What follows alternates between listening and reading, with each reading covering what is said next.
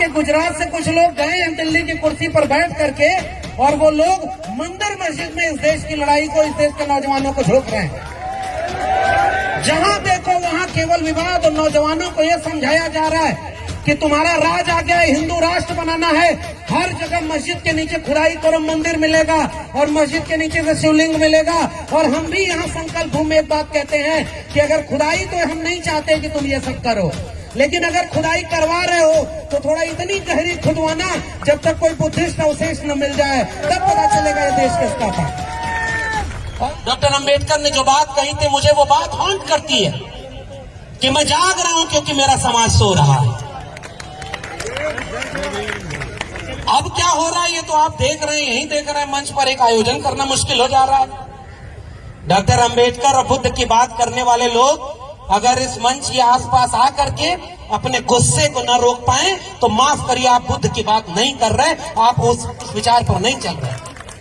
हम सब की नाक लंबी हो गई है, दिल छोटा हो गया। हम सब अपने से आगे न किसी को शुद्ध अंबेडकरवादी खोजते तराजू लेकर। और मैं तो साहब ओबीसी समाज से आता हूं। मैं बहुत ज्यादा भाषण देने की बजाय मैंने पहले ही कह दिया, मुझसे ज्यादा सम्मानित लोग, मुझसे ज्यादा मेहनत करने वाले लोग, और मेरी जितनी उम्र है उतना तो लोगों ने संघर्षों में लगा दिया। वो लोग मंच पर सामने बैठे हैं, उनके सामने मैं क्या बोलूंगा।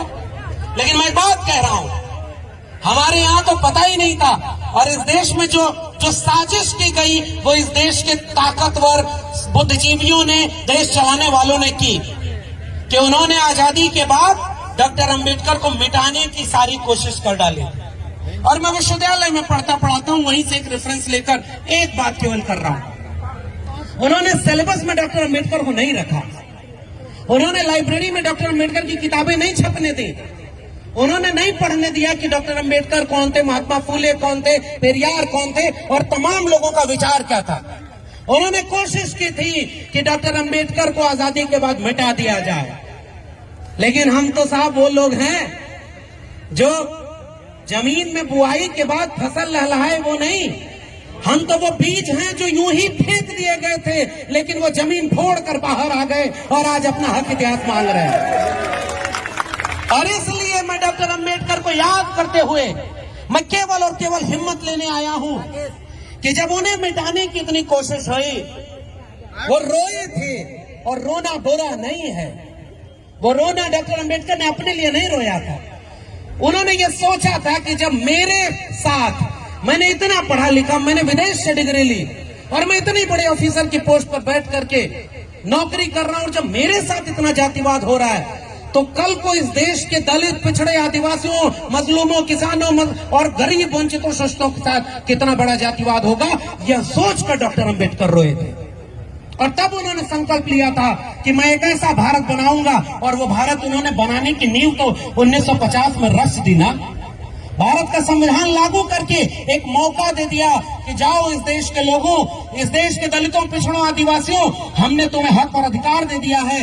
वो भारत का संविधान तुम्हारे लिए एक ऐसा हथियार है कि जब इस देश में कोई भी तुम्हारे हक हुकूक को छीनेगा, तुम्हारे ऊपर अत्याचार करेगा, तो तुम लड़ने के लिए भारत का संविधान आगे उठा लेना।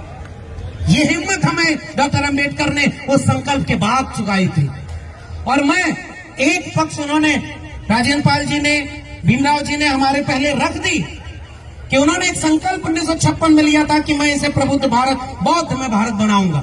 और मेरे लिए बौद्ध में भारत का अर्थ ये नहीं है, देखो जो लोग बहुत सम्मानित लोग हैं मंच पर बैठे हुए हैं, बौद्ध धर्म का मतलब हमें जनता को ये समझाने की जरूरत है साहब कि हमें अपना चोला बदलने की जरूरत नहीं है। ये लोग तो और आगे बढ़ करके त्याग और तपस्या कर रहे हैं। इस देश के सामान्य लोगों को बुद्ध को पहनने ओढ़ने की नहीं, अपने दिल में बसाने की जरूरत है। प्रज्ञाशील, करुणा, समानता और न्याय का विचार जो मानता है वो सब बुद्धिस्ट है। और मेरे लिए बुद्ध एक विचार का नाम है, मेरे लिए बुद्ध एक दर्शन का नाम है, और मैं चाहता हूं कि मैं उनके दर्शन और विचार को थोड़ा सा जी सकूं। और इसलिए मैं दूसरा पक्ष केवल रखकर अपनी बात विराम दूंगा कि दूसरी तरफ आज तो खुदाई हो रही है। गौतम साहब ने बोला कि जहां खुदाई करो वहां बुद्ध मिलते हैं। और कुछ लोग जो यही गुजरात से निकले हैं, मैं गुजरात देख के पहली बार आया हूं और इसलिए कुछ और बात भी बोलूंगा। आपके गुजरात से कुछ लोग गए हैं दिल्ली की कुर्सी पर बैठ करके, और वो लोग मंदिर मस्जिद में इस देश की लड़ाई को, इस देश के नौजवानों को झोंक रहे हैं। जहां देखो नक्सल विवाद और नौजवानों को यह समझाया जा रहा है कि तुम्हारा राज आ गया, हिंदू राष्ट्र बनाना है, हर जगह मस्जिद के नीचे खुदाई करो मंदिर मिलेगा और मस्जिद के नीचे से शिवलिंग मिलेगा। और हम भी यहाँ संकल्प भूमि में एक बात कहते हैं कि अगर खुदाई तो हम नहीं चाहते कि तुम ये सब करो, लेकिन अगर खुदाई करवा रहे हो तो थोड़ा इतनी गहरी खुदवाना जब तक कोई बुद्धिस्ट अवशेष न मिल जाए, तब पता चलेगा ये देश किसका था। और इसलिए वो जो दूसरा काम कर रहे हैं वही अपील और वही गुजारिश आपसे करने आया हूं। साथियों, हम सब जगे हुए लोग हैं, इसलिए आज यहाँ हैं। हम लोग अगर जागरूक लोग ना होते, बाबा साहब और बुद्धा को मानने वाले लोग ना होते, तो आज कहीं कांवड़ हो रहे होते, किसी धार्मिक कार्यक्रम में होते। लेकिन आज हम यहाँ हैं तो हम जागरूक हैं।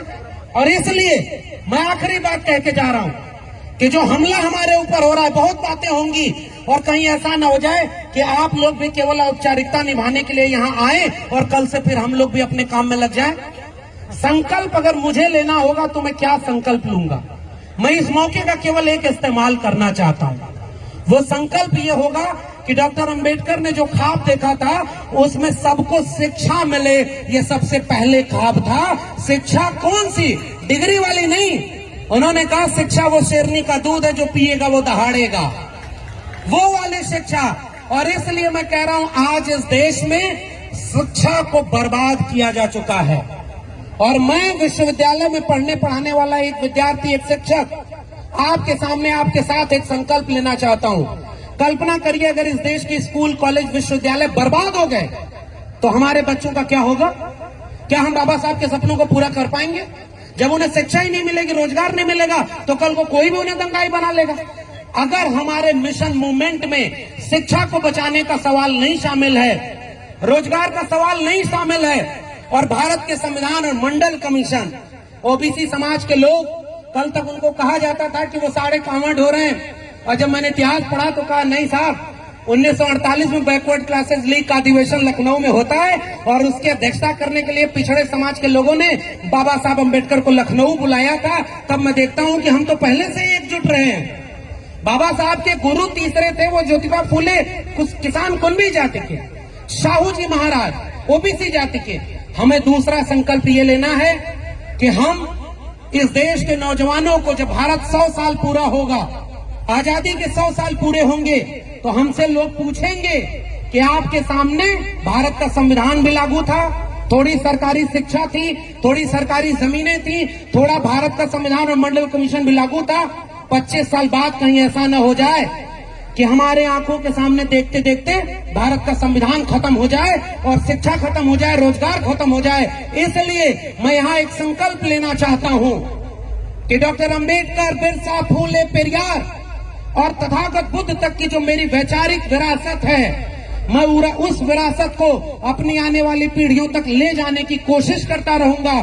शिक्षा और रोजगार को, भारत के संविधान को बचाने के लिए जब तक सांस बाकी है, एकजुट होकर के जाति से जमात की तरफ वाला जो मिशन है उसको लेकर के 90% वंचित शोषित लोगों का भारत, जो सबसे बड़ा राष्ट्रवाद है इस देश के दलित, पिछड़े, आदिवासी ही कर रहे हैं। हमारे पुरखों ने इस देश को बनाया है और हमें ही इस देश से बाहर किया जा रहा है। आइए संकल्प लें कि हम सब अपने नाक को छोटी करेंगे, दिल को बड़ा करेंगे, जाति से जमात की तरफ बढ़ेंगे और 90% लोग एकजुट होकर के इस देश में भारत का संविधान, मंडल कमीशन और तथागत बुद्ध से लेकर के बाद तक की जो विरासत है, वैचारिक विरासत, उसको लागू करेंगे।